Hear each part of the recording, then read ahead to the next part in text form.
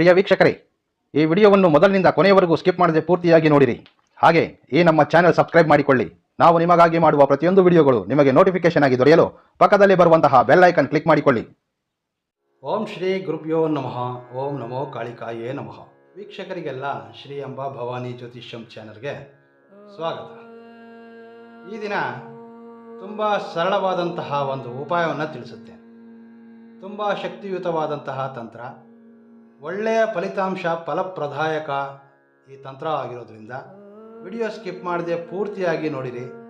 ಈ ವಿಡಿಯೋ ನೋಡಿದ ಕೂಡಲೇ ಒಂದು ಲೈಕ್ ಮಾಡಿ, ಯಾಕೆಂದರೆ ಈ ಉಪಾಯ ತುಂಬ ಅದ್ಭುತವಾದ ಫಲವನ್ನು ಕೊಡ್ತದೆ. ಪ್ರತಿಯೊಬ್ಬರೂ ಪ್ರಯತ್ನಿಸಿ ನೋಡಿ, ಇದರ ಫಲಿತಾಂಶ ತುಂಬ ವಿಶೇಷವಾಗಿರ್ತದೆ. ಮುಖ್ಯವಾಗಿ ಯಾರು ಈ ತಂತ್ರವನ್ನು ಪ್ರಯತ್ನಿಸುವಿರೋ ಅವರು ಶೀಘ್ರಗತಿಯಲ್ಲಿ ಇದರ ಲಾಭವನ್ನು ಪಡೆಯಬಹುದು. ಈ ತಂತ್ರವನ್ನು ಶುಕ್ರವಾರದಂದು ಮತ್ತು ಭಾನುವಾರದಂದು ಮಾತ್ರವೇ ಪ್ರಯತ್ನಿಸಬೇಕಾಗಿರ್ತದೆ.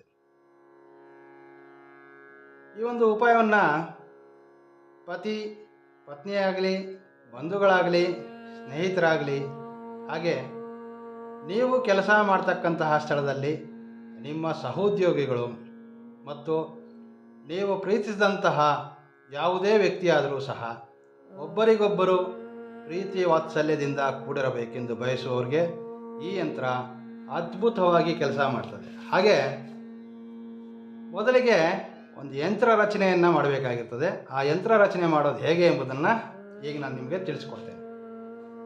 ಒಂದು ಚೌಕಾಕಾರವನ್ನು ರಚನೆ ಮಾಡಿಕೊಳ್ಬೇಕು ಈ ರೀತಿ. ಇದಾದ ನಂತರ ಈ ಚೌಕಾಕಾರದ ಒಳಭಾಗದಲ್ಲಿ ಮತ್ತೊಂದು ಚೌಕಾಕಾರವನ್ನು ರಚನೆ ಮಾಡಬೇಕಾಗಿರ್ತದೆ ಈ ರೀತಿ. ತುಂಬ ಸರಳವಾಗಿರ್ತಕ್ಕಂತಹ ಉಪಾಯ, ಯಾರ ಸಹಾಯವೂ ಇಲ್ಲದೆ ನೀವು ಸ್ವತಃ ನಿಮ್ಮ ಕೈಯಲ್ಲೇ ಒಂದು ಉಪಾಯವನ್ನು ಪ್ರಯತ್ನ ಮಾಡಬಹುದು. ಹೀಗೆ ಎರಡು ಚೌಕಾಕಾರಗಳನ್ನು ರಚಿಸಿ ಈ ಒಂದು ಯಂತ್ರವನ್ನು ರಚನೆ ಮಾಡಬೇಕಾಗಿರ್ತದೆ. ತುಂಬ ಸುಲಭವಾದಂತಹ ಯಂತ್ರ. ಈ ಯಂತ್ರ ಕೇವಲ ಸಂಖ್ಯೆಗಳಿಂದ ಕೂಡಿರ್ತದೆ. ಈ ಒಂದು ಉಪಾಯವನ್ನು ಮೊದಲೇ ಹೇಳಿದ ಹಾಗೆ ನಾನು ಶುಕ್ರವಾರ ಮತ್ತು ಭಾನುವಾರದಂದು ಪ್ರಯತ್ನಿಸಬೇಕು. ಯಂತ್ರದ ಮಧ್ಯಭಾಗದಲ್ಲಿ ಕೆಲವೊಂದು ಸಂಖ್ಯೆಗಳನ್ನು ಬರೆಯಬೇಕಾಗಿರ್ತದೆ. ಆ ಸಂಖ್ಯೆಗಳು ಯಾವುದು ಎಂದರೆ, ಮೊದಲನೇ ಸಾಲಿನಲ್ಲಿ 8, 1, 6 ಎಂಬ ಸಂಖ್ಯೆಗಳು, ಎರಡನೇ ಸಾಲಿನಲ್ಲಿ 3, 5, 7 ಎಂಬ ಸಂಖ್ಯೆಯನ್ನು ಬರೀಬೇಕು. ಉಳಿದ ಮೂರನೇ ಸಾಲಿನಲ್ಲಿ 4, 9, 2 ಎಂಬ ಸಂಖ್ಯೆಗಳನ್ನು ಬರೀಬೇಕು. ಯಂತ್ರದ ಮೇಲ್ಭಾಗದಲ್ಲಿ ಯಾರಿಗಾದರೆ ನೀವು ಈ ಒಂದು ಉಪಾಯವನ್ನು ಪ್ರಯತ್ನ ಮಾಡ್ತಿದ್ದೀರಿ, ಯಾವ ವ್ಯಕ್ತಿಯಾದರೆ ನಿಮಗೆ ಉಪಾಯದಿಂದ ನಿಮಗೆ ಹತ್ತಿರವಾಗಬೇಕು ಅಂದ್ಕೊಂಡಿದ್ದೀರಾ, ನಿಮ್ಮ ಪತಿ ಇರಬಹುದು, ನಿಮ್ಮ ಸ್ನೇಹಿತನಿರಬಹುದು, ನಿಮ್ಮ ಪ್ರೇಮಿ ಇರಬಹುದು, ಆ ವ್ಯಕ್ತಿಯ ಹೆಸರನ್ನು ಯಂತ್ರದ ಮೇಲ್ಭಾಗದಲ್ಲೂ ಮತ್ತು ಕೆಳಭಾಗದಲ್ಲೂ ಬರೀಬೇಕು. ಹಾಗೆ ಯಂತ್ರದ ಎಡಬದಿ ಮತ್ತು ಬಲಬದಿಯಲ್ಲಿ ನಿಮ್ಮ ಹೆಸರನ್ನು ಬರೆದುಕೊಳ್ಬೇಕು. ತುಂಬ ಸರಳವಾಗಿರ್ತಕ್ಕಂತಹ ಯಂತ್ರ ರಚನೆ. ಈಗ ಈ ಒಂದು ಯಂತ್ರ ರಚನೆಯನ್ನು ಭೋಜಪತ್ರೆಯ ಮೇಲೆ ರಚನೆ ಮಾಡಬೇಕಾಗಿರ್ತದೆ. ನಾನು ನಿಮಗೆ ಕಾಣಲಿ ಎಂಬ ಉದ್ದೇಶಕ್ಕೆ ಮಾತ್ರವೇ ಇಲ್ಲಿ ನಾನು ಬಿಳಿ ಹಾಳೆಯನ್ನು ಬಳಸಿದ್ದೇನೆ.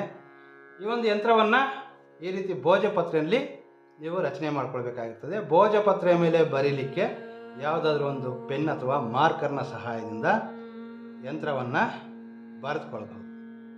ಈಗ ನಾವು ಬರೆದಿರ್ತಕ್ಕಂತಹ ಈ ಭೋಜಪತ್ರೆ ಏನಿದೆ, ಇದರ ಮೇಲೆ ಪುನುಗನ್ನು ತೆಗೆದುಕೊಳ್ಬೇಕು. ಭೋಜಪತ್ರೆ ಮೇಲೆ ರಚಿಸಿರ್ತಕ್ಕಂತಹ ಯಂತ್ರವನ್ನು ನಾವು ಪುನುಗಿನಿಂದ ಲೇಪಿಸಬೇಕು. ನೋಡಿ, ಈ ರೀತಿ ಸಂಪೂರ್ಣವಾಗಿ ನಾವು ಈ ರೀತಿ ಪುನುಗನ್ನು ತೆಗೆದುಕೊಳ್ಬೇಕು ಬೆರಳಲ್ಲಿ. ಹಾಗೆ ನಾವೇನು ರಚನೆ ಮಾಡಿದ್ದೇವೆ ಈ ಯಂತ್ರವನ್ನು ನಾವು ಈ ರೀತಿ ಪುನುಗಿನಿಂದ ಸಂಪೂರ್ಣ ಯಂತ್ರದ ಮೇಲೆ ಲೇಪಿಸ್ಕೊಳ್ಬೇಕು. ಈ ರೀತಿ ಪೂರ್ತಿ ಯಂತ್ರವನ್ನು ಪುನುಗಿನ ಸಹಾಯದಿಂದ ಈ ರೀತಿ ಲೇಪಿಸ್ಕೊಳ್ಬೇಕು. ತುಂಬ ಸರಳವಾಗಿರ್ತಕ್ಕಂಥದ್ದು.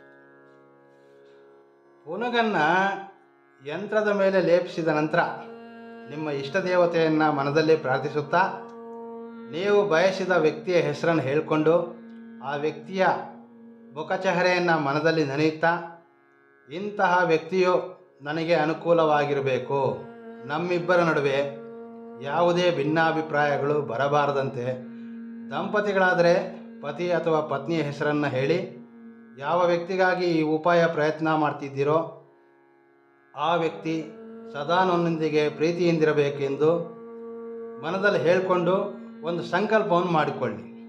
ಈ ಉಪಾಯವನ್ನು ಪ್ರಯತ್ನಿಸುವಾಗ ನೀವು ಏಕಾಂತದಲ್ಲಿರಬೇಕು. ಈ ತಂತ್ರವನ್ನು ಮಾಡುವಂತಹ ಸಮಯದಲ್ಲಿ ಯಾರೂ ನಿಮ್ಮನ್ನು ಗಮನಿಸಬಾರ್ದು. ಹಾಗೆ ಈ ರೀತಿಯ ಒಂದು ಉಪಾಯವನ್ನು ನಾನು ಪ್ರಯತ್ನಿಸುತ್ತಿರುವುದಾಗಿ ಯಾರೊಂದಿಗೂ ಸಹ ಹೇಳಿಕೊಳ್ಳಬಾರ್ದು. ನಿಮ್ಮ ಕಾರ್ಯಸಿದ್ಧಿಯಾಗಿ ನಿಮಗೆ ಅನುಕೂಲವಾಗುವವರೆಗೂ ಯಾರಿಗೊಂದಿಗೂ ಈ ವಿಚಾರವು ತಿಳಿಯದ ಹಾಗೆ ಎಚ್ಚರ ವಹಿಸಬೇಕು. ಸಂಕಲ್ಪ ಮಾಡಿಕೊಂಡ ನಂತರ ನೋಡಿ, ಇಷ್ಟ ದೇವತೆಯನ್ನು ಪ್ರಾರ್ಥನೆ ಮಾಡ್ಕೊಳ್ಬೇಕು.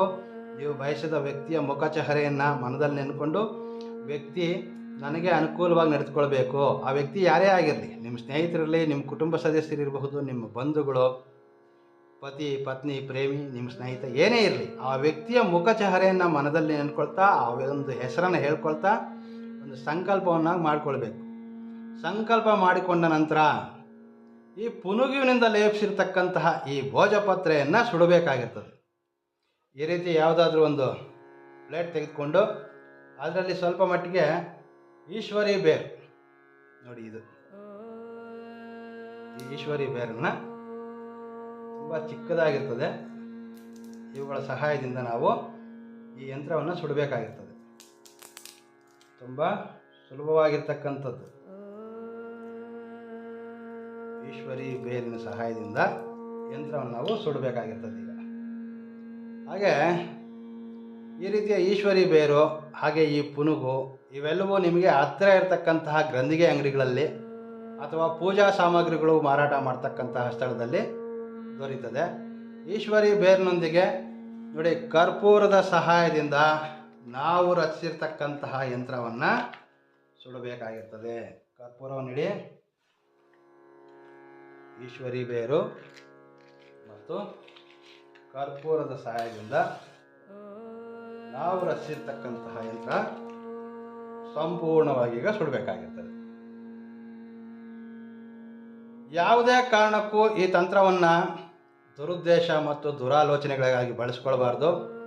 ನಿಮ್ಮ ಕುಟುಂಬ ಸದಸ್ಯರು, ನಿಮ್ಮ ಪತಿ ಪತ್ನಿ ಪ್ರೇಮಿ ನಿಮ್ಮಿಂದ ಮಾತು ಬಿಟ್ಟಾಗ ಅಥವಾ ಇಬ್ಬರಲ್ಲೂ ಯಾವುದೇ ಒಂದು ಕಿರಿಕಿರಿ ಉಂಟಾದಾಗ, ಒಬ್ಬರಿಂದೊಬ್ಬರು ದೂರವಾದಾಗ ಈ ಉಪಾಯವನ್ನು ಪ್ರಯತ್ನಿಸಿ ನಿಮ್ಮಿಂದ ದೂರವಾದಂತಹ ವ್ಯಕ್ತಿಯನ್ನು ನಿಮ್ಮ ಜೀವನದಲ್ಲಿ ಮರಳಿ ಪಡೆಯಬಹುದು.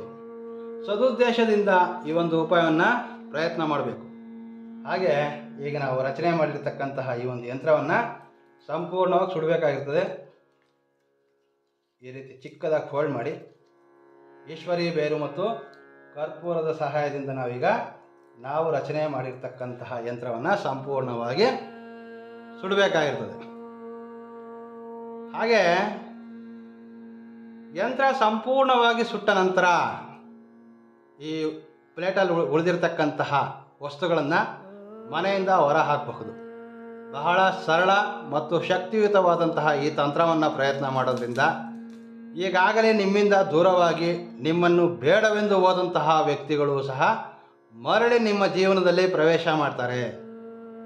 ವೀಕ್ಷಕರೇ, ಈ ಮಾಹಿತಿ ಇಷ್ಟವಾದರೆ ಲೈಕ್ ಮಾಡಿ, ಈ ವಿಡಿಯೋವನ್ನು 10 ಜನರಿಗೆ ಶೇರ್ ಮಾಡಿಕೊಳ್ಳೋದ್ರಿಂದ ಇಂತಹ ಸಮಸ್ಯೆಗಳಲ್ಲಿರ್ತಕ್ಕಂತಹ ಅನೇಕರಿಗೆ ಇದರಿಂದ ಲಾಭವಾಗಬಹುದು.